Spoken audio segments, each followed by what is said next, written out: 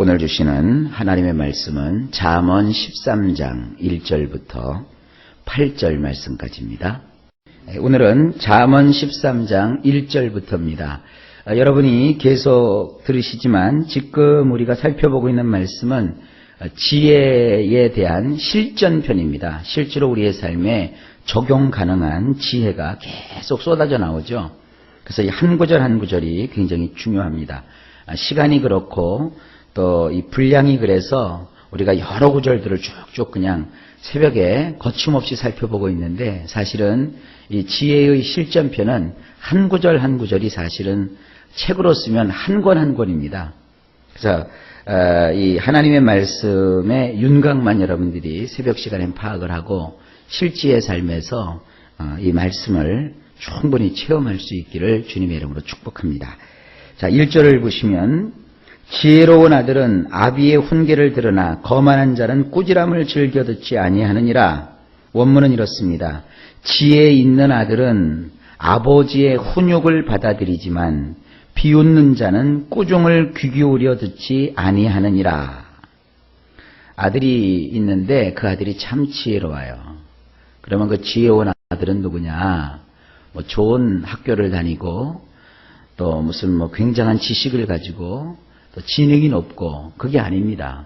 이 지혜는요, 여러분도 아시겠지만 머리가 좋고 또 지능이 뛰어난 것과는 전혀 상관이 없어요.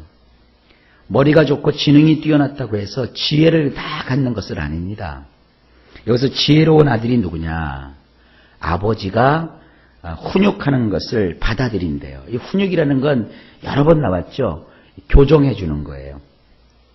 또 바로잡아 주는 것이고, 그리고 때로는 그를 징계하고 또 엄히 그를 다스리는 거예요. 그것을 받아들인다는 거죠. 그러니까 지혜로운 아들은 아버지의 훈육을 받아들인다. 아, 이건 꼭 아들만 그러는구나. 아니죠. 이 아들이라는 것은 이제 자녀라는 뜻이죠. 그리고 아버지는 부모, 어른 이런 겁니다. 그래서 지혜로운 자녀는 자기의 뭐 아버지 말만 듣고 어머니 말만 듣고 그런 게 아니라 어른들의 어떠한 해주는 충고라든지 또 바로잡아주는 것을 잘 듣는 자예요. 이런 자들이 지혜로운 거예요. 자녀들 중에서도 징그럽게 말 안 듣는 애들 있잖아요. 뭘 얘기하면 무시하고. 그러면 결국 자녀가 어른들 말 무시해가지고 잘 되는 걸 여러분 많이 보셨습니까? 되게 어른들의 말은요, 경험 속에 나온 것이기 때문에 어른들의 어떤 무지하고 막 무리하게 상대를 공격하는 뭐 그런 거 빼놓고 사랑스러운 말로 어른들이 이렇게 이야기를 한다고요. 그래서 여러분도 마찬가지입니다. 여러분도 다 크신 어른들이지만 여러분들보다도 더 큰 어른들이 계시다고요.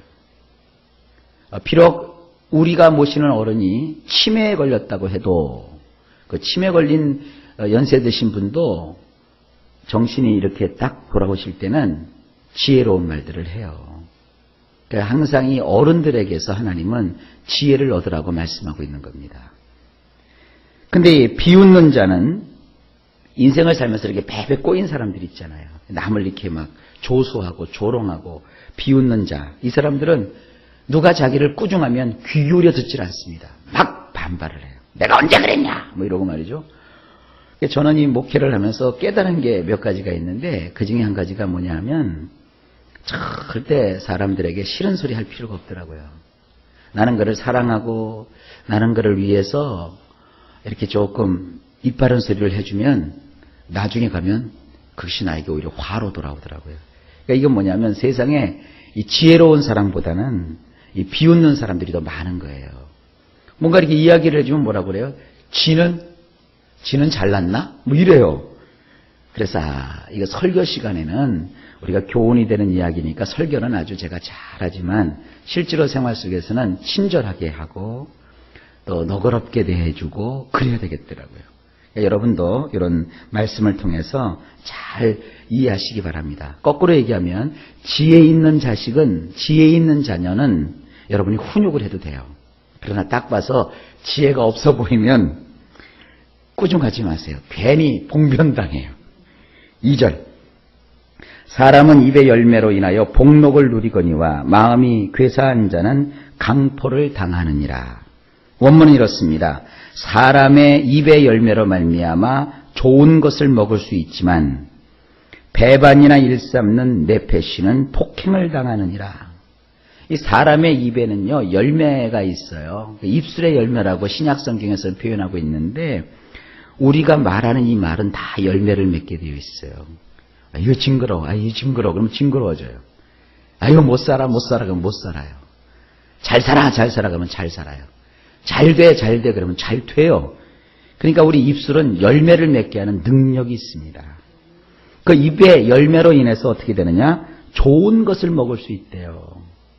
그러니까 여러분 차라리 녹음기가 있으면 녹음기라도 하나 가지고 다니면서 내가 하루 종일 어떤 말을 하나 분석해 볼 게 있어요.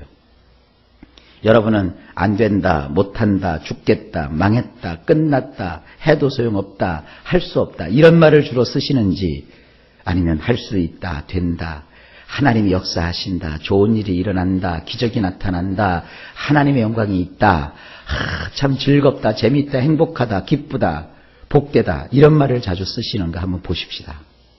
자기 자신을 잘 살펴보시라고요. 기억하세요. 우리의 입에는 열매를 주렁주렁 달 수 있는 그와 같은 능력이 있던 거예요. 그래서 입술의 권세를 여러분 절대 인생을 망치고 무너뜨리는데 사용하지 마시고 세우고 높이는데 좋은 것을 먹을 수 있는데 꼭 사용할 수 있기를 바랍니다. 반면에 배반을 일삼는 뇌패시라고 그랬죠. 이 뇌패시라는 말은 그 사람의 몸, 마음, 영혼, 그가 행하는 모든 전 인격적인 삶을 다 뇌패시라고 하는 거예요. 그래서 저는 이 뇌패시를 무슨 영혼이니 사람이니 마음이니 이렇게 해석을 안 하고 그냥 뇌패시라는 원어를 그대로 여러분들에게 말씀을 드리는 거예요. 만약에 배반이나 일삼고 맨날 그 뒤통수나 치고 다니고 말이죠. 그 세상 말로 하면은 뒷얘기나 하고 다니고 말이죠. 그 뒤에 가서 막 비방하고 저는요 이렇게 사람들하고 얘기할 때 제일 싫은 게 뭐냐면 그 사람 없을 때 그 사람 얘기하는 걸 전 제일 싫어해요. 그 사람이 없을 때는 좋은 것만 얘기하세요. 근데 그 사람 없을 때 그 사람이 이렇고 저렇고 그 사람이 어떻고 저떻고 저는 그게 제일 싫어요. 그냥 그 사람이 있을 때 그 사람한테 직접 그런 얘기 하라 이거예요. 근데 그런 사람에게 직접 그런 얘기를 할 수 없을 정도면 아예 하지 말아요. 그래야 그 속이 편하지. 없는 데서 얘기하면서 속이 상해가지고 하고 그래요. 그 속병 알아요. 그렇게 하지 마시고 그렇게 그 배반이나 일삼고 자꾸 남한테 상처를 주고 이런 사람들의 뇌패시는 결국 폭행을 당해요. 그래서 이 폭행이라고 하는 것은 그야말로 아주 안 좋은 일을 뜻하는 겁니다. 그러니까 하나님께서 이 말씀하셨으니까 우리는 입의 열매를 잘 기억하셔서 내 입에서 나오는 말이 열매를 맺는구나. 말은 그대로 돼요. 죽겠다고 하면 죽어요. 살겠다면 살아요. 할렐루야. 3절. 입을 지키는 자는 자기의 생명을 보존하나 입술을 크게 벌리는 자에게는 멸망이 오느니라. 원문 이렇습니다. 자기 입을 지키는 자는 자기의 뇌패시를 보호하게 되지만 자기의 두 입술을 크게 벌리는 자는 파멸에 속하게 되느니라. 넘어갑니다. 4절. 게으른 자는 마음으로 원하여도 얻지 못하나 부지런한 자의 마음은 풍족함을 얻느니라. 4절은요. 원하는 게 있으면서도 게으른 뇌패시는 얻는 게 없지만 철저한 뇌패시는 기름지게 되느니라. 이게 우리 삶의 태도예요. 원하는 게 있으면 우리가 어떻게 해야 돼요? 그걸 자꾸 부지런히 해야지요. 그래야 얻는데 이 게으른 자녀를 둔 어머니가 멀리 여행을 가면서 자녀가 하도 게으르니까 밥을 다 차려놓고 갔어요. 며칠을. 근데 이 자녀가 이렇게 누워서 있는데 배가 고픈 거예요. 근데 엄마가 이 손 닿는데 상을 차려놔야 되는데 저기 발치에다가 해놨어요. 그래서 발을 이렇게 쭉 뻗어서 그 상 있는 데까지 대보니까 이게 안 닿아요. 그러니까 아들이 귀찮아. 아이고 귀찮아. 그리고 3일을 굶었대요. 그러니까 3일 만에 엄마가 와보니까 그 차려놓은 밥상에 올려놓은 반찬 밥 다 쉬고 썩고 냄새나고 파리가 끼고 아이는 거기에 누워가지고 아이고 배고파 이러고 있는 거예요. 왜 그러느냐면 이 발가락이 목이 안 닿아가지고, 그러니까 이놈이 발가락이 닿으면 상을 이렇게 끌어다가 먹으려고 했던 거예요. 세상에 그 발가락 요 사이가 싫어가지고 안 일어나서 안 먹고 배고파 이런 거예요. 차려놓은 밥상도 게으른 사람은 그렇다는 거예요. 여러분, 이 게으른 사람은요, 원하는 게 있더라도 아무것도 가질 수가 없어요. 그러나 이 철저한 사람, 부지런한 사람이라고 그랬죠. 이 철저한 사람은 삶이 기름지게 되어 있어요. 이게 하나님의 말씀인 걸 잊지 마십시오. 5절, 의인은 거짓말을 미워하나 악인은 행위가 흉악하여 부끄러운 데에 이르느니라. 원문은 이렇습니다. 거짓말을 미워하면 의인이 되지만 악을 행하게 되면 평판이 나쁘게 되고 부끄러움을 당하게 되느니라. 우리 성경으로 보면 이게 무슨 말인지 잘 이해가 안 되죠. 의인은 거짓말을 미워하지만 악인은 행위가 흉악하여 부끄러운 데에 이르느니라. 그렇게 되어 있는데 원문은 이렇게 되어 있어요. 거짓말을 미워하면, 거짓말하는 걸 미워하면 그 사람은 의로운 사람이 된대요. 거꾸로 얘기하면 의로운 사람은 거짓말하는 걸 미워해요. 그런데 사람이 나쁜 일을 행하게 되면, 악을 행하게 되면 어떤 일이 벌어지느냐? 의인이 되지 않고 평판이 나쁘게 되고 결국은 부끄러움을 당하게 된대요. 그래서 우리는 거짓말을 미워하여 의로운 삶을 살아야 된다. 이렇게 말씀하고 있습니다. 6절입니다. 공의는 행실이 정직한 자를 보호하고 악은 죄인을 패망하게 하느니라. 원문은 의로운 왕은 사는 방식이 성실한 자를 보호하여 주지만 사악한 자는 비틀어서 죄의 제물로 삼아버리느니라. 자기 의로움이 있어요. 의로움을 왕으로 묘사하고 있어요. 이 의로움이라고 하는 이 왕은 백성을 다스리잖아요. 백성 가운데 그 살고 있는 방식이 성실한 사람을 이 의로운 왕은 보호해줘요. 그러나 이 악을 행하는 사악한 사람은 이 의로운 왕이 어떻게 되느냐? 그를 뒤틀어서 이렇게 주리를 틀어서 죄의 제물로 삼아버린대요. 이 죄의 제물이라는 건 뭐냐면 본복이라는 겁니다. 본복이. 그래서 죄를 지은 사람을 다 국가가 벌하지 않잖아요. 괘씸하고 특별한 죄를 지은 사람 몇 명을 국가가 이렇게 뽑아서 이런 죄를 지은 사람은 이런 벌을 내릴 거다 하고 사람들한테 본보기를 보여주는 거예요. 그러니까 이 의로움이라고 하는 왕은 성실한 사람, 이런 사람은 어떻게 쓰든지 보호를 해주지만 이 악을 행하는 사람은 어떻게 쓰든지 그 죄의 본보기로 삼는다. 이런 뜻이에요. 그러니까 우리는 뭡니까? 성실하게 살아야 된다.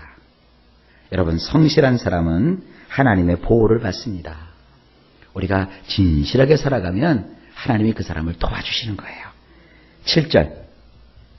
스스로 부한 체하여도 아무것도 없는 자가 있고 스스로 가난한 체하여도 재물이 많은 자가 있느니라.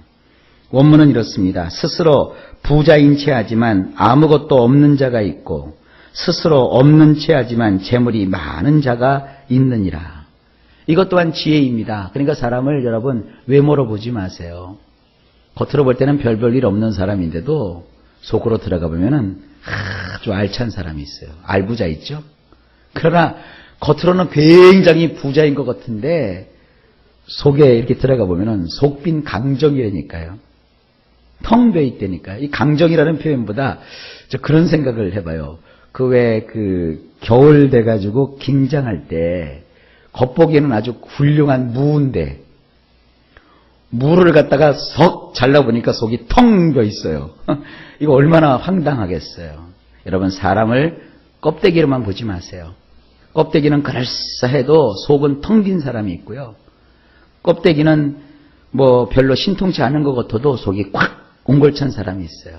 사람도 그렇고 재물도 그렇고 여러분 이걸 잘 알아서 사람의 중심을 헤아리는 그러한 지혜를 꼭 가지실 수 있기를 바랍니다. 마지막으로 8절입니다.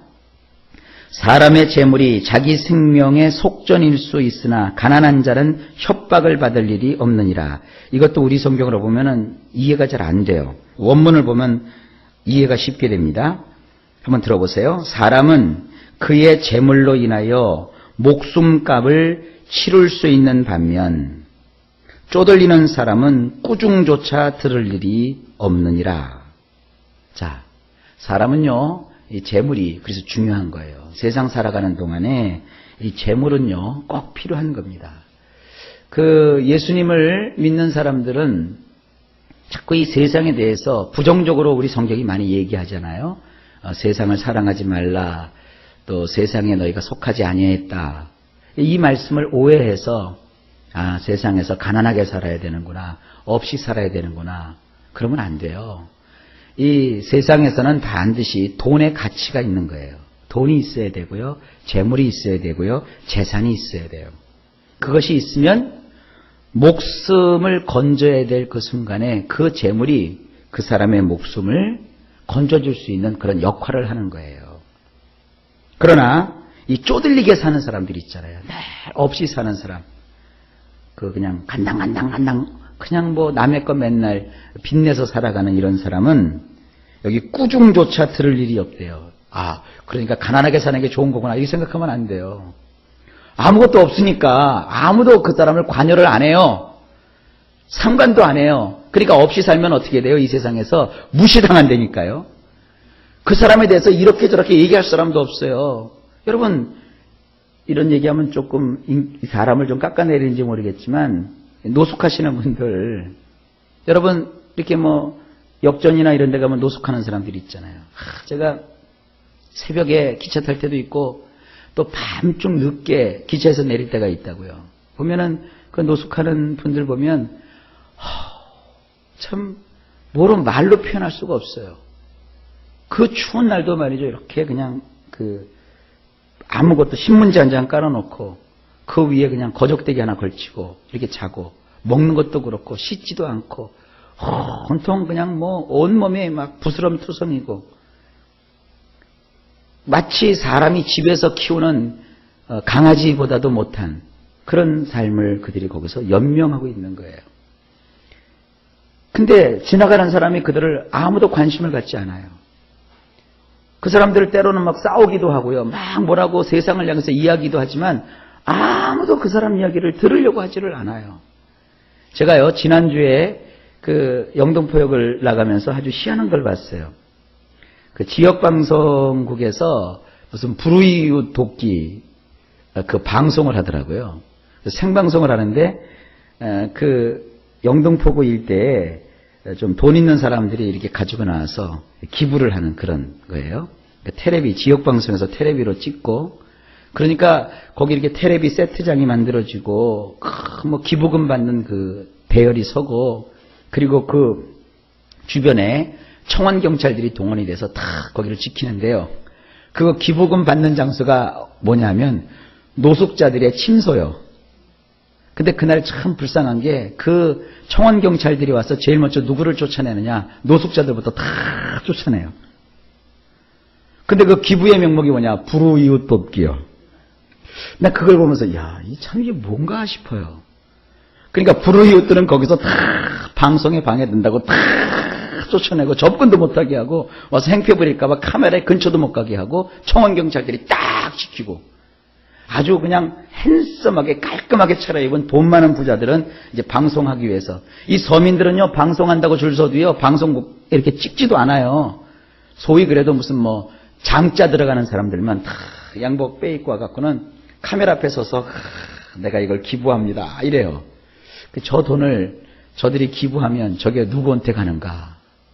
근데 실제로 그 도움을 절실히 필요로 하고 있는 불우이웃들은 거기 노숙자들인데 노숙자들은 그 자리에서 다 그날은 쫓아내요. 그러니까 노숙자들이 다니면서 막 그 주변에서 그냥 쌍소리들을 막 해요. 에이씨, 이씨 하고 이러고 다녀요. 바로 그런 거예요. 여러분, 재물이 있으면 목숨이 위태로울 때 그 목숨값을 치룰 수도 있지만 쪼들리게 사는 사람은 꾸중조차 들을 일이 없대요. 무시를 받을 수밖에 없다는 겁니다. 그러니까 뭐예요? 기도해서 이 세상 살아가는 동안에 부유하게 사는 것도 지혜예요. 그렇게 되시길 주의 이름으로 축복합니다. 기도합시다.